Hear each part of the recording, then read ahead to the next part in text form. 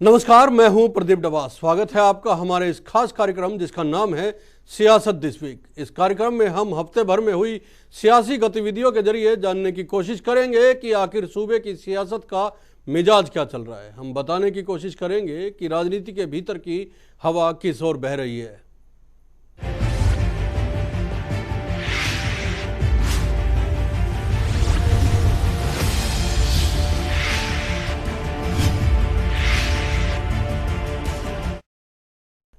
भरोसा या विश्वास, सियासत में ये दो शब्द सिर्फ खुद से करने के लिए होते हैं, लेकिन आस या उम्मीद शायद किसी से नहीं करनी चाहिए, बल्कि गोटियां ऐसे फिट रखने की कोशिश करनी चाहिए कि मामला जमे तो 100% जमे और जमने से पहले किसी को भनक तक न लगे, नहीं तो जवाब देना भी मुश्किल होता है। केंद्रीय कैबिनेट में शामिल होने से पहले सूबे के 2 सांसद आस उम्मीद लगाए बैठे थे, तो एक सांसद ने मानो बैठे बिठाए भरोसा खो दिया।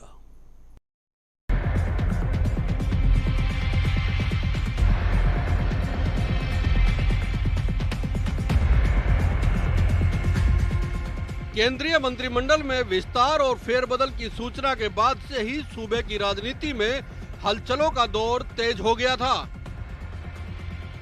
आस और उम्मीदों की किरणें फूट रही थी। लॉबिंग का दौर लगातार जारी था। क्या दिल्ली और क्या चंडीगढ़, जिसकी जितनी पहुंच वहां तक पूरी दौड़। शपथ ग्रहण से पहले खबर आई कि अंबाला से सांसद कटारिया साहब अब मोदी कैबिनेट की माला में जड़े रतन नहीं हैं, यानी रतनलाल कटारिया से इस्तीफा ले लिया गया है। इसके बाद कुछ लोगों के उम्मीदों का सूरज कुछ और चमकने लगा।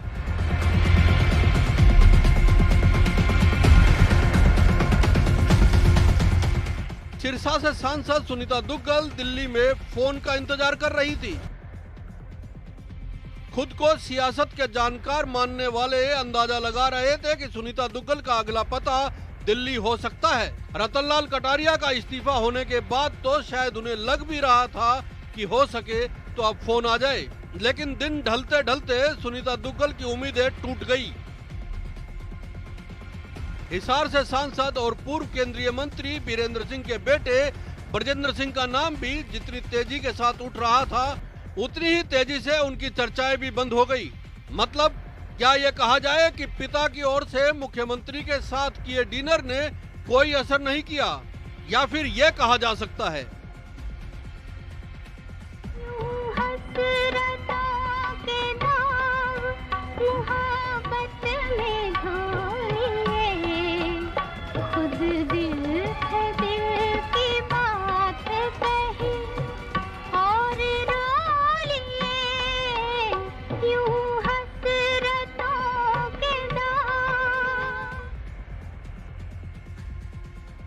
केंद्रीय जल शक्ति राज्य मंत्री रतनलाल कटारिया का मंत्री पद भी छिन जाने से निश्चित तौर पर मोदी कैबिनेट में हरियाणा की हिस्सेदारी कुछ तो कम हुई है। लेकिन किया क्या जा सकता है, परफॉर्मेंस भी तो कोई चीज होती है ना। फिर यूपी के चुनाव भी तो सिर पर खड़े हैं। वहां से 7 सांसदों को एडजस्ट किया गया है। कोई आएगा तो किसी को जाना पड़ेगा। कटारिया का पत्ता कट जाने से हरियाणा का हिस्सा मोदी कैबिनेट में कुछ कट जरूर हुआ है, लेकिन हरियाणा से जुड़े कुछ लोगों को एडजस्ट करके इसे पूरा करने का प्रयास भी किया गया है।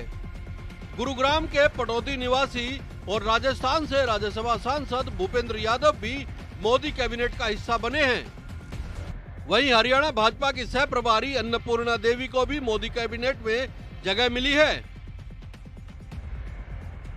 लेकिन बात तो हम आस, उम्मीद, भरोसे और विश्वास की कर रहे हैं। अपनी सियासी जमीन को बचाए रखने के लिए बीरेंद्र सिंह को यह जरूरी हो गया था कि किसी भी तरह सांसद पुत्र को मोदी कैबिनेट में जगह दिलवा सके।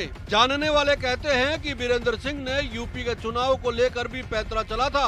वे यूपी के प्रभारी रह चुके हैं। निश्चित तौर पर उन्होंने डिनर के दौरान मुख्यमंत्री को भी यह बात समझाने की कोशिश तो की ही होगी। लेकिन वो कहते हैं ना कि रात्रि भोजन में हमेशा कुछ हल्का फुल्का ही खाना चाहिए। हैवी खाना रात में हजम नहीं होता। या फिर ये कहें कि वे पूरी तरह दूसरों के भरोसे ही रह गए।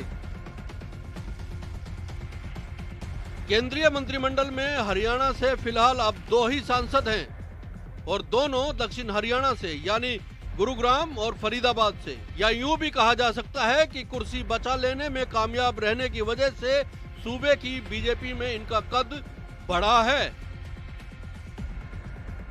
वैसे एक अन्य नजरिए से देखा जाए तो हरियाणा से एक सांसद का मंत्रिमंडल से इस्तीफा जरूर लिया गया है, लेकिन सूबे के सांसदों के हिस्से में महकमे बड़े भी हैं। मतलब कुछ लोग आस उम्मीद में रह गए, कुछ लोग अंदर से बाहर हो गए और कुछ का कद महकमे बढ़ाकर बढ़ा दिया गया। क्या कहें, किसी के हिस्से में प्यास आई, किसी के हिस्से में जाम।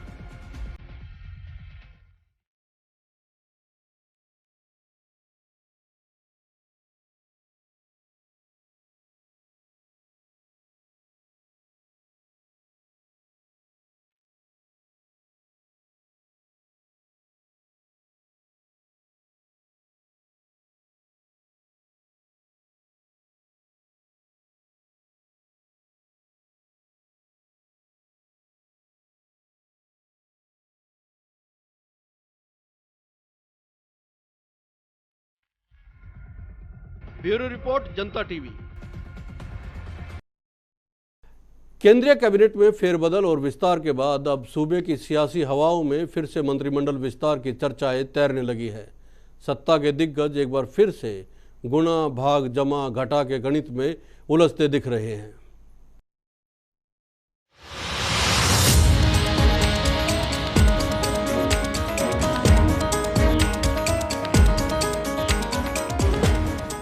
टीम मोदी में बदलाव और विस्तार के बाद हरियाणा में भी मंत्रिमंडल विस्तार की चर्चाएं जोर पकड़ने लगी हैं। कुर्सी की आस में बैठे सूबे के सत्ताधारी बीजेपी और जेजेपी के विधायकों की आंख में फिर से एक चमक जाग उठी है, लेकिन साथ ही कुछ मंत्रियों की सांसें भी चर्चाओं से फूल गई है।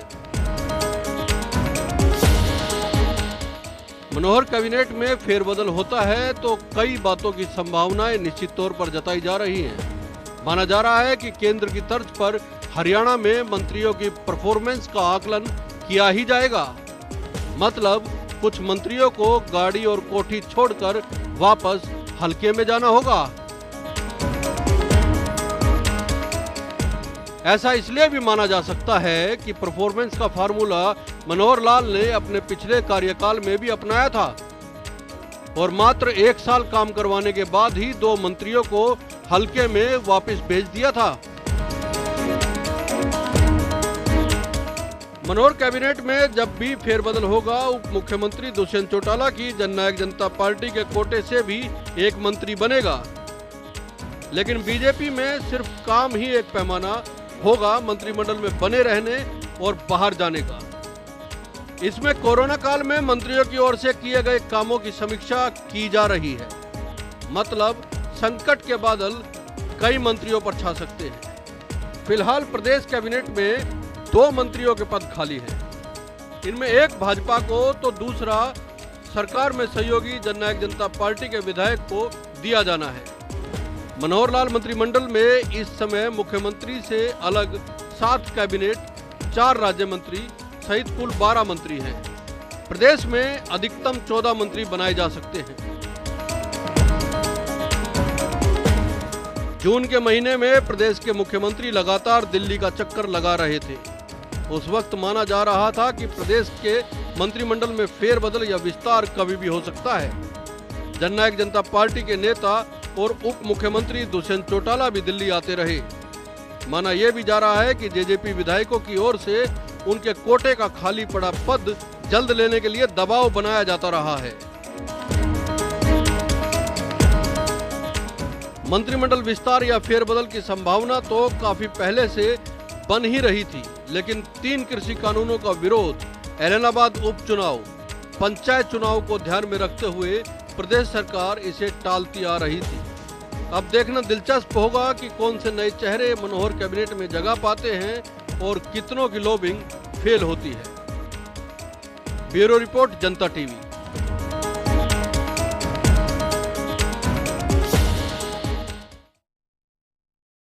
कांग्रेस की बात करें तो इस पूरे हफ्ते भी वही रहा जो पिछले कई वर्षों से चला आ रहा है। मतलब पार्टी के नेता महंगाई जैसे मुद्दे को लेकर सड़कों पर सरकार से निपटते दिखे तो अपनी पार्टी के भीतर अपनों को निपटाते भी दिखे। मानो दौरे जंग चल रहा है और आगे वही जाएगा जो बच जाएगा। अंतर कर ले तो देखो, इस तरह की बातें कही जाती हैं, मीडिया में इस तरह की बातें आती हैं।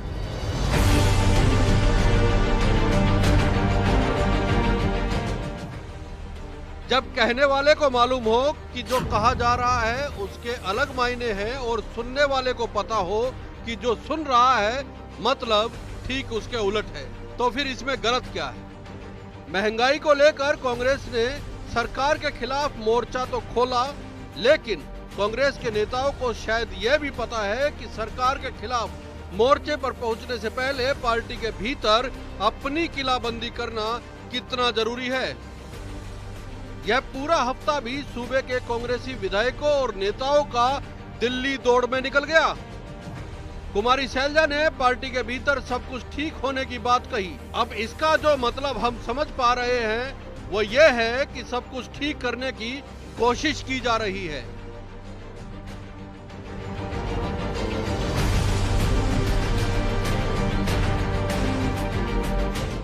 नहीं तो इससे पहले हफ्ते में हुड्डा खेमे के विधायकों के दिल्ली में प्रदेश प्रभारी से मुलाकात के बाद बात रगों में कांग्रेसी खून कम या ज्यादा होने तक पहुंच गई थी।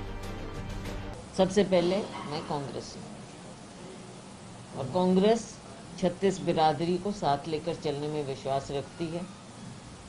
कांग्रेसी खून की मैं हूँ। हो सकता है सब लोगों में कांग्रेस का उतना खून ना दौड़ रहा हो, लेकिन हमारी रगों में कांग्रेस का खून दौड़ता है। पार्टी आला कमान को मालूम है कि ऑल इज वेल कह देने से काम नहीं चलेगा। पार्टी को फजीयत से बचाना है तो मान मुनव्वल का दौर भी चलेगा। तो नाराज पूर्व मुख्यमंत्री भूपेंद्र सिंह हुड्डा को संतुष्ट करने की कोशिश शुरू हो गई। कांग्रेस के प्रदेश प्रभारी विवेक बंसल की हुड्डा से मुलाकात को इसी से जोड़कर देखा जा रहा है। बैठक के बाद बंसल साहब ने बातों को बैलेंस करते हुए कहा कि रूटीन की बैठक थी और कुछ खास बात नहीं। लेकिन बंसल जी, ये तो दुनिया पूछेगी ना कि मुलाकात हुई क्या बात हुई। ये दुनिया वाले पूछेंगे,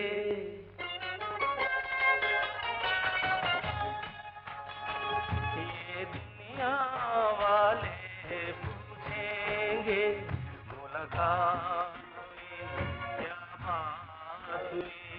ये बात किसी से ना कहना, ये दुनिया वाले पूछेंगे, मुलाकात हुई।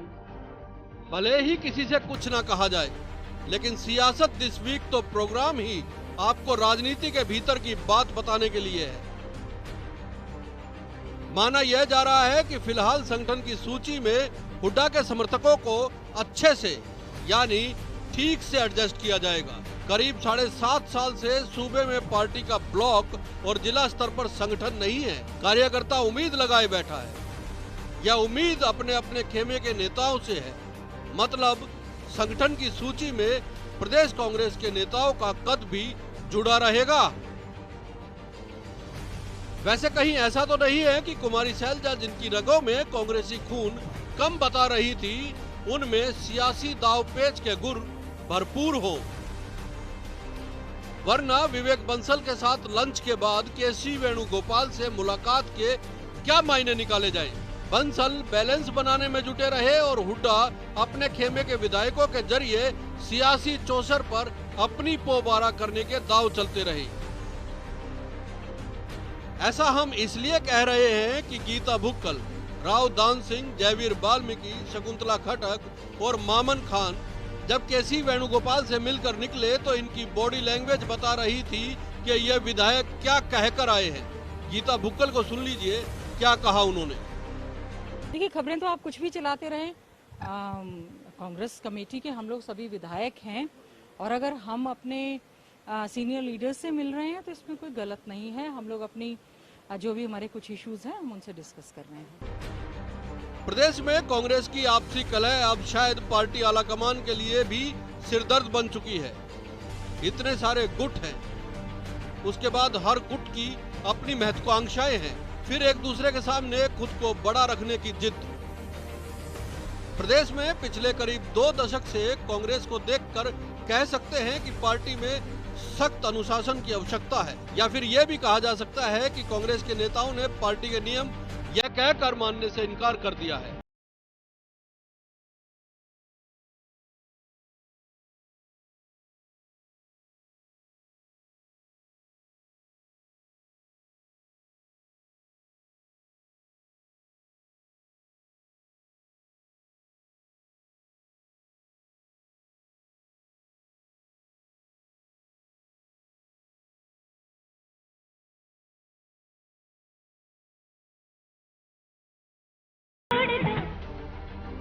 ब्यूरो रिपोर्ट, जनता टीवी।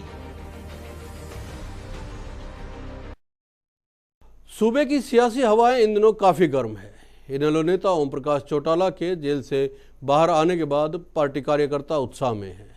इसी उत्साह को बनाए रखने के लिए लगातार मीटिंगों और कार्यक्रमों का दौर चलाया जा रहा है। चौटाला इससे पहले भी जेल से बाहर आते रहे हैं और चुनाव में उन्होंने अपनी भूमिका भी निभाई है, लेकिन इस बार इंडियन नेशनल लोकदल का वर्कर क्यों ऐसा मानकर चल रहा है कि उसकी टक्कर कांग्रेस और जेजेपी से है। किसने कह दिया कि मैं चुनाव नहीं लड़ सकता? भाई तो चुनाव आयोग का निर्णय होगा और मुझे उम्मीद है कि मुझ पर चुनाव लड़ने की कोई पाबंदी नहीं है।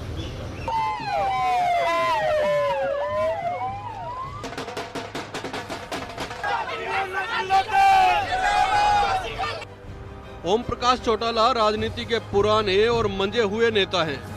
वे जानते हैं कि कार्यकर्ता में जोश कैसे भरा जाता है और संगठन में मजबूती कैसे आएगी। उनका कहना है कि वे राजनीति में हमेशा से सक्रिय है। यह कार्यकर्ताओं को बताने के लिए तो था ही, विरोधियों को भी इससे एक संदेश देने की कोशिश की गई है।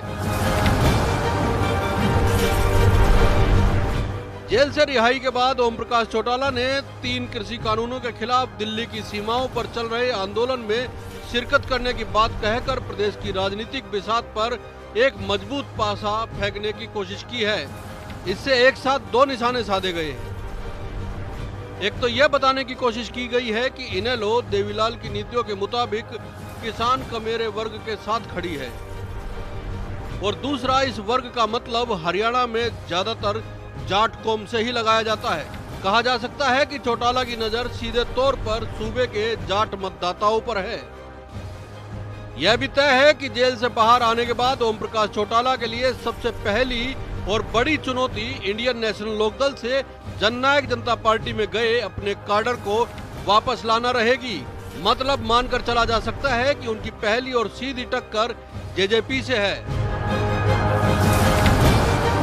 विपक्षी पार्टियों की बात करें तो जाट लीडरशिप के नाम पर कांग्रेस में भूपेंद्र सिंह हुड्डा खुद को जाट नेता कहलवाना पसंद करते हैं, लेकिन हकीकत यह है कि उनका प्रभाव भी कुछ जिलों तक ही है। इसके अलावा ओम प्रकाश चौटाला के जेल से बाहर आने से पहले काफी हद तक जाट मतदाता इनेलो के साथ जुड़े हुए थे।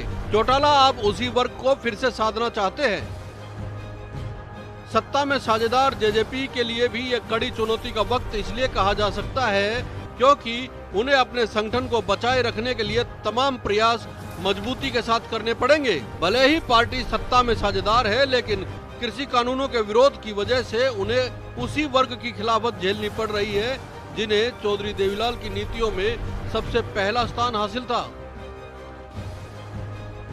वैसे 3 कृषि कानूनों के विरोध में खिलाफत तो बीजेपी नेताओं की भी भरपूर हो रही है, लेकिन बीजेपी को मालूम है कि जाट मतदाता आखिर आते आते कई पार्टियां या दलों में बंट जाते हैं, इसलिए फिलहाल उन्हें चिंता करने की जरूरत नहीं है। ब्यूरो रिपोर्ट, जनता टीवी।